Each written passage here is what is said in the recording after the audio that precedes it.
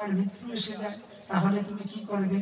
ওনার মনে চিন্তা, সত্যি তো যদি আমার মৃত্যু আসে তাহলে আমার সংসার কে দেখবে? হ্যাঁ, আজ আমি ধান গাছটাকে ছুঁড়ে ফেলে দিয়ে উনি বলছেন আমি স্নান করে আসি, আমি গোবিন্দের চরণে যাব, ভাগবতীয় পাঠ শ্রবণ করবো। সত্যি যদি আমার মৃত্যু আসে যায় তাহলে আমার জীবনের বেলা শেষ হয়ে যাবে। আমি অল্প করে বলছি, শর্ট করে বলছি। বলছে যদি আমার সত্যি মৃত্যু আসে যায়, উনি গিয়ে ওনার স্ত্রীর কাছে জোড় হাত করে বললেন, হে গো স্ত্রী, আজ আমাকে ক্ষমা করে দেবো। বলে কিসের জন্য? বলে এই জন্য, আজ আমি তোমাদের কাছ থেকে আমি তোমাদের অন্ন দিতে পারবো না। বলছে স্বামী, একদিন যদি মানুষ না খায় তাহলে মরবে না। বলে কিসের জন্য? আজ আমি সাধু সঙ্গে যাব। বলে আমাকে তুমি সাধু সঙ্গে নিয়ে যাবে? শুনেছি শাস্ত্রে স্বামী স্ত্রী যদি একসাথে কৃষ্ণ ভজন করে ভগবান তাড়াতাড়ি ভজন ডাক শুনে। তুমি কি আমাকে নিয়ে যাবে সাধু সঙ্গে? বলছে আজ পর্যন্ত তোমাকে একটা ভালো কাপড় দিতে পারি নাই, ভালো একটা জামা দিতে পারি নাই, কি পরে তুমি সাধু সঙ্গে যাবে? ভগবান বলেছি শুনেছি, ভগবানের কাছে ভালো কাপড় নয়, ভগবানের কাছে যেতে হয় কপটতা ছেড়ে নিরহংকার হয়ে ভক্তি নিয়ে ভগবানের কাছে যেতে হয়। প্রভু তুমি যদি কৃপা করো আমাকে, তুমি আমার সাধু সঙ্গে নিয়ে যাও। তুমি যদি নিয়ে যাও তাহলে যাব। মেয়েটা দৌড়িয়ে এসে বলছে, বাবা তোমরা শুনেছো সাধু সঙ্গে যাবে, আমিও সাধু সঙ্গে যাব। বলছে মারে, ভালো একটা স্কুলে থেকে ভর্তি করাতে পারিনি, ভালো একটা জামাই নেই, কি করে সাধু সঙ্গে যাবে? বলছে বাবা আমাকে কুমানো দেবে, কার ঘরে গিয়ে পড়বো? যদি তারা কৃষ্ণ বিদ্বেষী হয়, যদি আমাকে কৃষ্ণ ভজন না করতে দেয় তাহলে আমি পিতার ঘরেই না হয় কৃষ্ণ ভজন শুনলাম। এরকম হয়, অনেক মেয়ে আছে বাবা, বাবার ঘরে কৃষ্ণ ভজন করে, স্বামীর ঘরে গিয়ে আর কৃষ্ণ ভজন করতে পারে না। বাবা কার ঘরে গিয়ে পড়বো, কোথায় দেবে? কৃষ্ণ যদি ভজন না করতে পারি তাহলে এই জন্মই, এতটুক জন্মই যদি কৃষ্ণকে ভজন করতে পারি। বলছে বাবা আমার পাশের বাড়ির বন্ধু আছে, বান্ধবী, ওর কাছ থেকে একটা কাপড় দাঁড় করে নিয়ে আসবো। গেছে বাবা পাশের বাড়িতে, বলছে কি রে আমার একটা শাড়ি দেবে? বলে কিসের জন্য? বলে আমি সাধু সঙ্গে যাবো। বলে কি ভাবছিস জানিস এই জামাটার দাম কত? হ্যাঁ, তুই দোলায় গড়া করতে যাবে, তুই কিভাবে সাধু, তুই আমার এই জামাটা নিবে, জানিস এই জামাটার দাম কত? বাবা গরিব হলে কেউ বিশ্বাস করতে চায় না। এই সংসারে যদি গরিব হন তোমাকে কেউ দাম দেবে না, বিশ্বাস করবে না। বলছে এই জামাটার কত দাম জানিস? দেখুন মেয়েটার কত আবেগ, কত টান ভগবানের জন্য। বলছে আমাকে একটা শাড়ি দেও না গো। বলে আমি তোকে শাড়ি দিতে পারবো না। ওই বাড়ির কাজের মেয়েটা আড়াল থেকে ডেকে বলছে, হে গো ওদিকে আসো। বলে কিসের জন্য? দুর্গাপূজার সময় ওরা আমাকে একটা কাপড় দিয়েছিল, আমি সেটা পরিনি, আজ মনে হয় ওই শাড়িটা আমার কাজে লাগবে। বলে তোমার কাছে নিবেদন, আমি একটা শাড়িটা দেব তোমাকে, কিন্তু তুমি আমাকে একটা জিনিস দিতে হবে। বলে আমি তোমাকে কি দেব?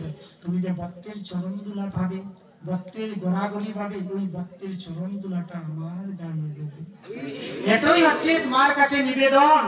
তখন সময় মেয়েটা বলে আচ্ছা আমি তো হতভাগিনী, কাজ করে বেড়াই, আমি তো সাধু সঙ্গে যেতে পারবো না, তোমার কাছে ওইটুকু আমার নিবেদন। মেয়েটা চলে আসলো বাবা, দৌড়ে এসে ছেলেটা বলছে বাবা আমিও সাধু সঙ্গে যাব।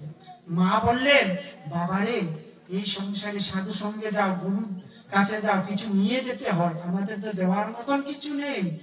সাধু সঙ্গে যাও, গীতা পাঠে যাও, দক্ষিণে দিয়ে আসতে হয় বাবা।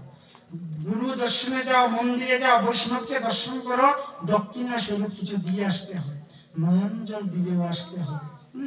তাহলে কি করতে হবে? বলছি বাবা সাধু দর্শনে যাও, তাহলে কিছু দিয়ে আসতে, আমাদের তো কিছু নেই, পাশের বাড়ির ফুল গাছ আছে, ফুলটাকে নিয়ে এসো। বাচ্চাটা যখন, ছেলেটা যখন ফুল পাড়তে গেল বাবা, তখন সর্ব আঘাতে ওইখানে মরে পড়লো।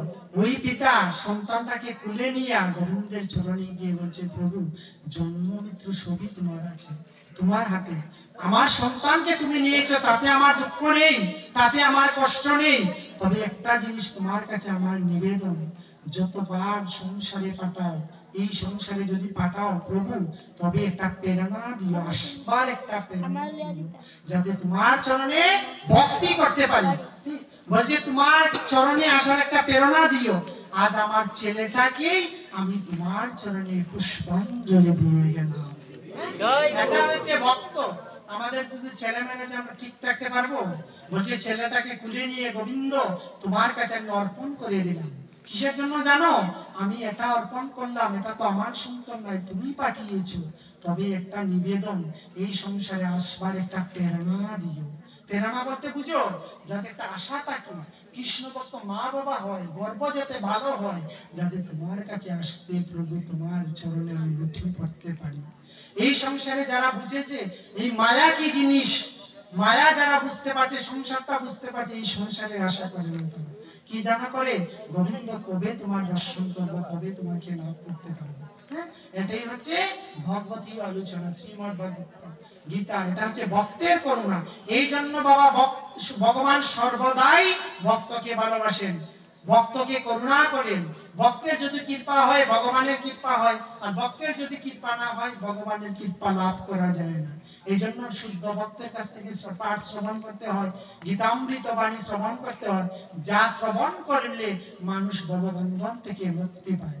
যারা এই আয়োজন করেছেন হরিনাম মহানাম যজ্ঞের, তারক ব্রহ্ম নাম সত্যতা যাপর কলি, কলির যুগে একমাত্র কৃষ্ণ নামই সম্ভব। গৌর হরি কি বলেছিলেন? আমি প্রেম দিয়া জগৎকে উদ্ধার করে দেব। এই কলির যুগে আমি অস্ত্র ধারণ করব না, ওই নয়নের জল আর প্রেম দিয়ে সবাইকে উদ্ধার করব। সেই জন্য এই হরি নাম যজ্ঞ, তারক ব্রহ্ম যজ্ঞ মহাপ্রভু আয়োজন করেছে। আজ মহাপ্রভু আসবেন, 12টার মধ্যে শেষ করতে